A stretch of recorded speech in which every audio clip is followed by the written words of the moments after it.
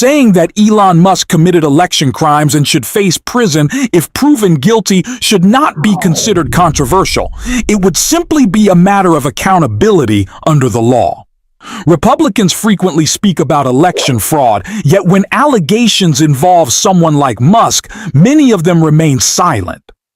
There are claims that Musk has benefited from government contracts and political influence, and questions are now being raised about his activities in Georgia related to election matters.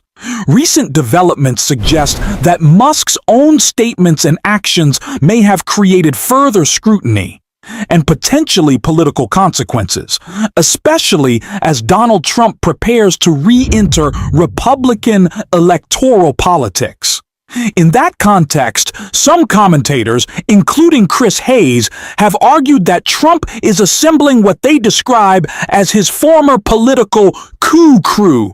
As debates intensify over election integrity and the upcoming midterms, this story could carry significant political implications. Why are all the usual suspects from the 2020 attempted coup back in Trump's orbit now? Maybe to give it another run, to try to rig future elections in the name of the 2020 election. I mean, just yesterday, Donald Trump was complaining about winning more states in 2020 on the podcast of his former FBI number 2, Dan Bongino. Dan Bongino, who hated his job, apparently actually doing like government work and now wants to go back to podcasting. Trump adding, quote, "We should take over the voting in 15 places. The Republicans ought to nationalize the voting." Now, that, of course, is illegal. It's a violation of all sorts of state, federal statutes and constitutional principles of federalism. But today, of course, Trump just doubled down. What exactly did you mean when you said that you should nationalize elections? And which 15 states are you talking about? I want to see elections be honest. And if a state can't run an election, I think the people behind me should do something about it. Because, you know, if you think about it, a state is an agent for the federal government in elections. I don't know why the federal government doesn't do them anyway. But when you see some of these states about how horribly they run their elections, what a disgrace it is, I think the federal government, when you see crooked elections, and we had plenty of them, and by the way, we had them last time, but go to 2020 and look at the facts that are coming out. Rigged, crooked elections. If we have areas, take a look at Detroit, take a look at Pennsylvania, take a look at Philadelphia. You go take a look at Atlanta, look at some of the places that horrible corruption on elections, and the federal government should not allow that. The federal government should get involved. These are agents of the federal government to count the votes. If they can't count the votes legally and honestly, then somebody else should take over. Now, keep in mind, I mean, these are all lies, right? And this is a guy who has said he thinks he won California multiple times.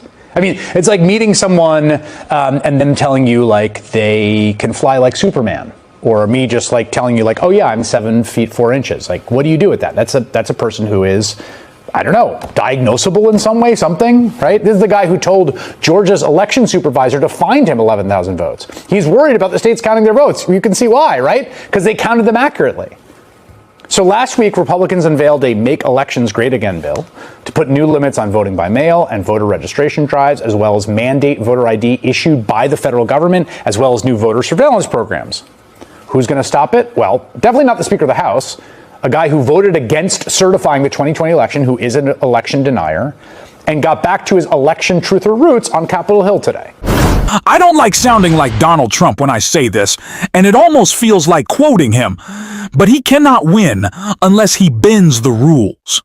That's what current polling trends suggest. That's what broader public sentiment appears to reflect. If you look at the results of elections and special elections held since Trump first became president, the signs point toward a potentially devastating midterm outcome for his party.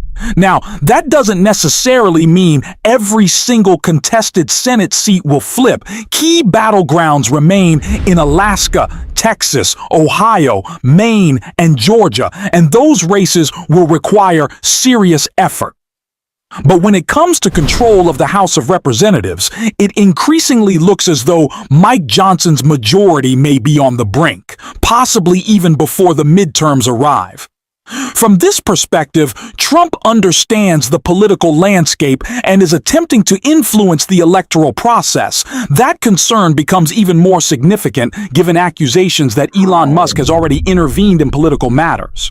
Not only through financial contributions, but also through broader efforts critics describe as designed to help his preferred candidate win and further advance his business interests. Turns out there was voter fraud in Georgia by Elon Musk. The New Republic reports the State Board of Elections found Musk's PAC sent pre-filled ballot applications. If Donald Trump's administration really wants to find evidence of foreign interference in Georgia's elections, then they need to look no further than the president's old friend Elon Musk and his shady super PACs.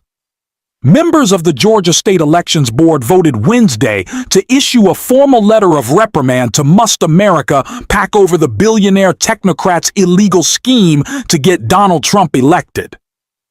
Georgia, a key battleground state in 2024, was the target of aggressive campaigning by Trump's team.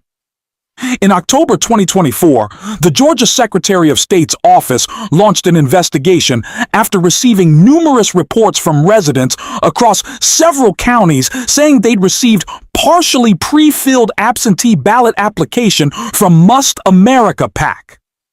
According to John Furvier, the State Elections Board chairman, there has been evidence to suggest America PAC had violated a state law that prohibits any person or entity other than an authorized relative to send an elector an absentee ballot application pre-filled with the elector's required information.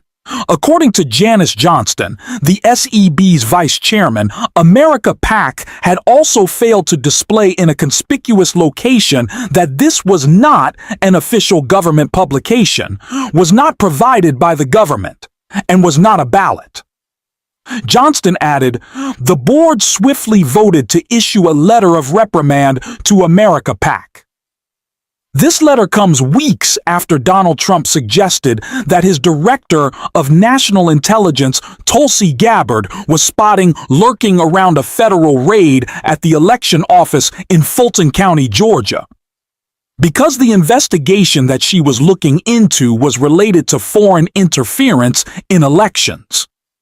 It should come as no surprise that the only evidence of meddling with people's votes came from Trump's own camp. The same thing happened in the 2020 election, too.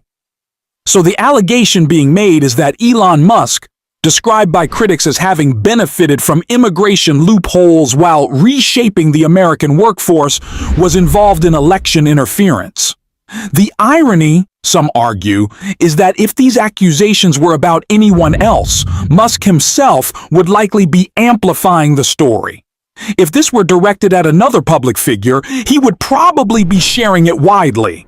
But because it concerns him, there is silence. It is also seen as significant by critics that Donald Trump allegedly focused particular efforts on Georgia. Georgia appears to hold special political weight for Trump, especially after losing the state to Joe Biden, a result that broke a long Republican streak there. Many believe that defeat continues to sting, which explains why he repeatedly references Georgia and why controversies surrounding election processes in the state became such a focal point. Atlanta and Fulton County, in particular, have been central to these disputes.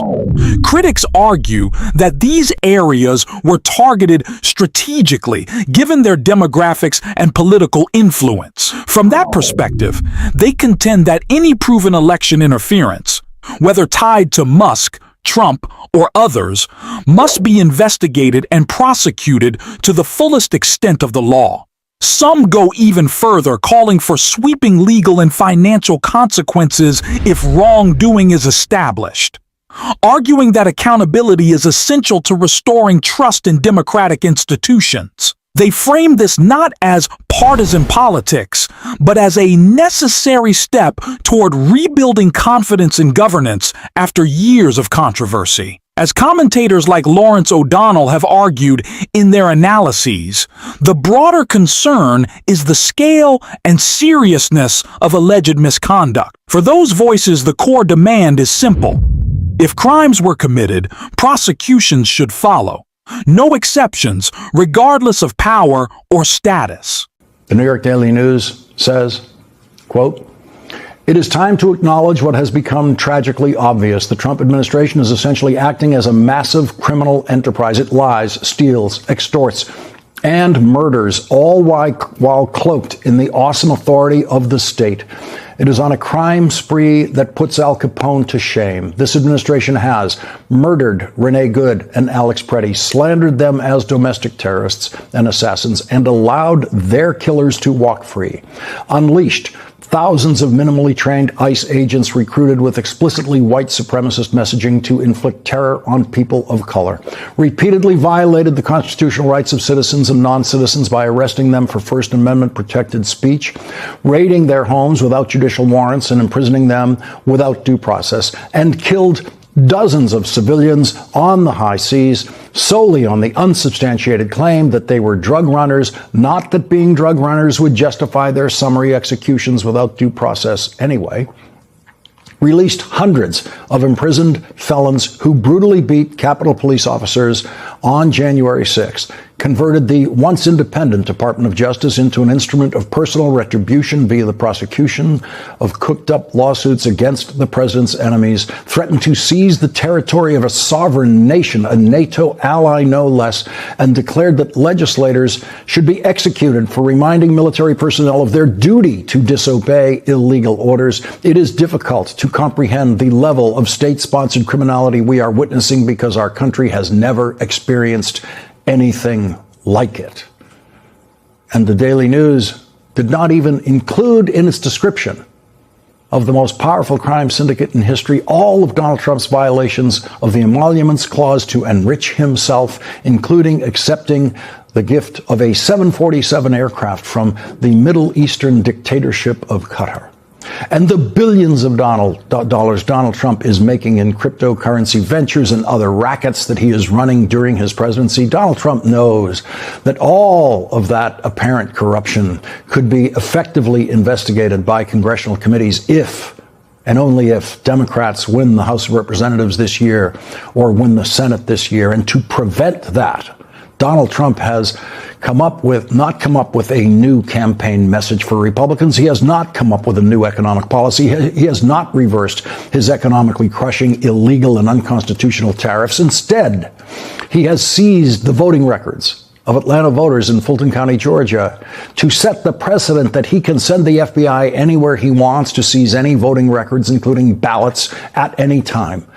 This isn't about political persecution or a so-called witch hunt.